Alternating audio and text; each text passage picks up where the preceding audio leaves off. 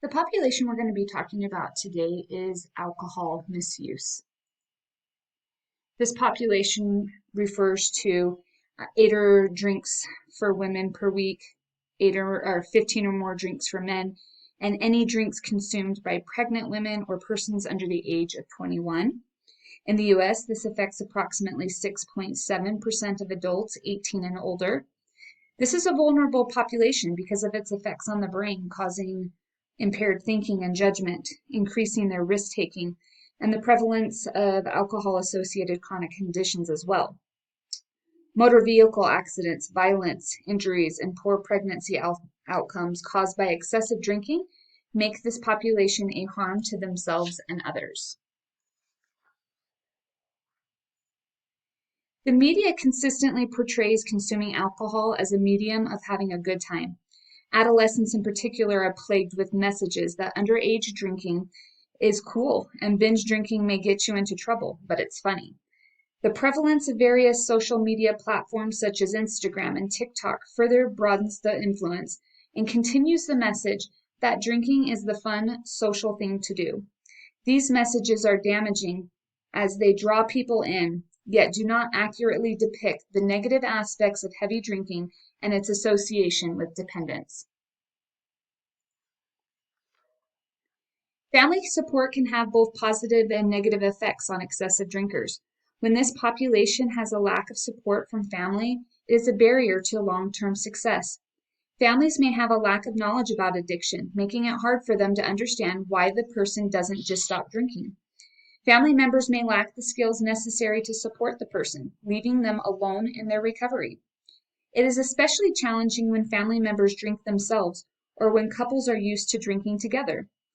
On the contrary, alcohol misuse can see improved outcomes when family support is strong. Not only can it manifest in lower alcohol consumption, but this support can act as a buffer during stressful times that may normally trigger drinking for the person. In the case of adolescent drinking, parents are the number one reason teens don't drink.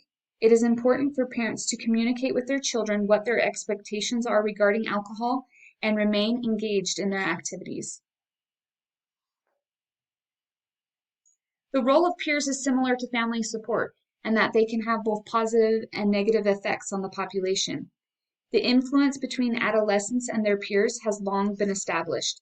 For teens whose friends don't drink, they are more likely to not drink as well. This is true for adults, and positive peer support can improve outcomes for those who have struggled with misuse. On the contrary, adolescents are highly susceptible to negative peer pressure in regards to substance abuse. Adults are not immune to this pressure either. Adults report drinking with peers as a social experience. They may feel the need to keep up with their friends to save face. Creative drinking games initiated by peers can increase alcohol consumption. Individuals struggling with alcohol misuse may find it hard to socialize with peers who drink and not succumb to binge drinking. There is a cyclical nature to alcohol misuse. This pattern is seen as alcoholism runs in families and children are 4 times as likely to become alcoholics. Alcohol addiction itself can be described as a cycle with 3 stages. The first stage is intoxication, where the individual experiences the rewards of drinking, such as decreased anxiety and relaxation. The next stage is withdrawal, and negative effects are seen, such as irritability, trouble sleeping, and even pain. The third stage is anticipation, and the individual begins to crave their next drink and even look forward to it. For individuals who have sought treatment, the incidence of relapse is as high as 40 to 60%.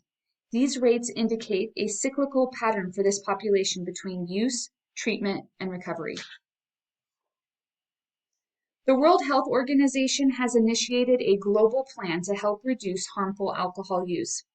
To help combat alcohol-related challenges, the state of Utah has implemented several of these interventions. These measures include enforcing laws for underage drinking and driving while under the influence, higher taxes on alcoholic beverages, an increase in cost in alcohol beverages, a decrease in retailers, limiting the days and hours of retail sales.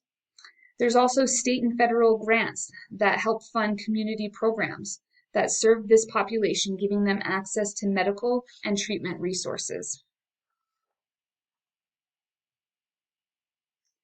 Social and cultural factors are closely related with drinking habits and behaviors.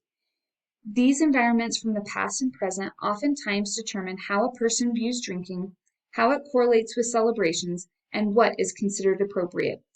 Some countries associate alcohol consumption with aggressive negative behavior, while others view drinking in groups as festive and harmonious. Some cultures support masculine behavior and put pressure on men to be strong, and heavy drinking as seen as manly. Many foreign countries have greater access to pubs and lower drinking ages, which can influence attitudes towards alcohol consumption. Socioeconomic status plays a role in alcohol misuse. Individuals who do not graduate from high school and have a low income have been linked with heavy drinking. In addition to income levels, unemployment has been associated with increased alcohol consumption. This could involve a cyclical pattern, with heavy drinking leading to employment issues, and then stress of unemployment leading to drinking.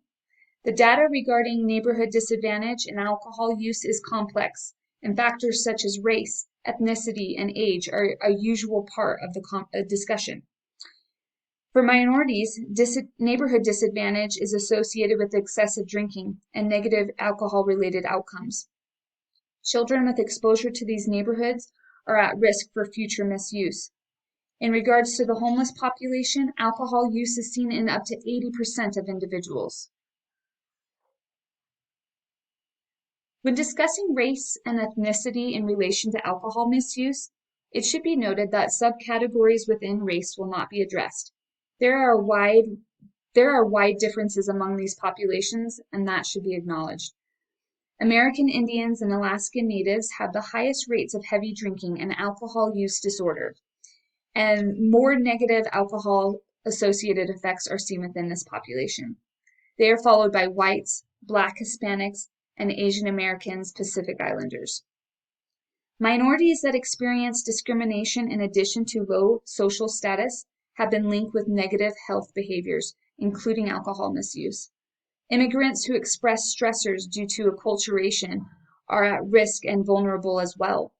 Race and ethnicity can even affect one's likelihood to receive treatment, with 21.9% of whites, 19.3% of Hispanics, and 19.1% of Blacks getting help.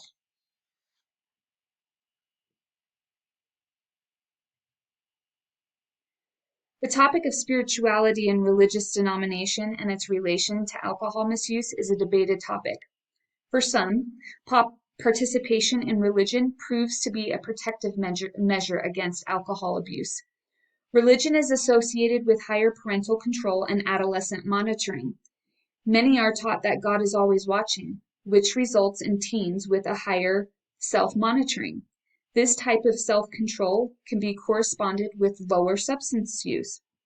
Teens that identified themselves as spiritual but not religious were found to have higher levels of drinking. Atheistic or agnostic adolescents are more certain about their basic belief system. This certainty can also serve as a protective measure for them in peer pressure and alcohol consumption. For others, religion has a negative effect and has been connected with alcohol dependence with poor outcomes.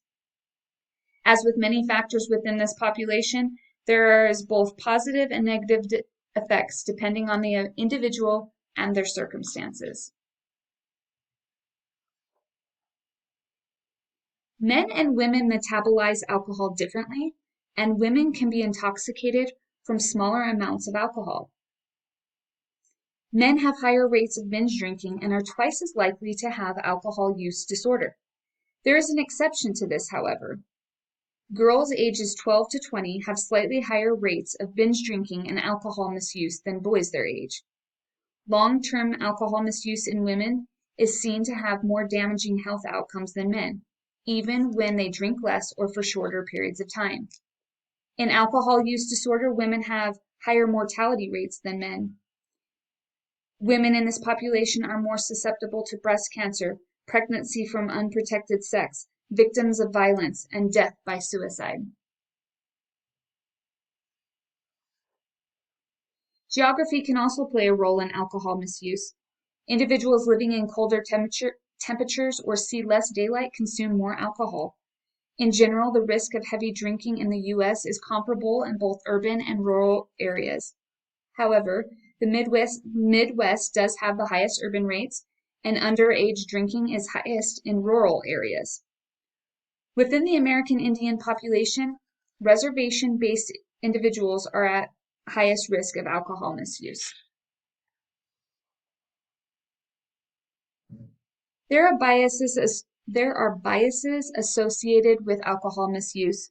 The general public may unknowingly make assumptions about this population being lazy, not caring about getting better, and causing destruction to the lives of those around them.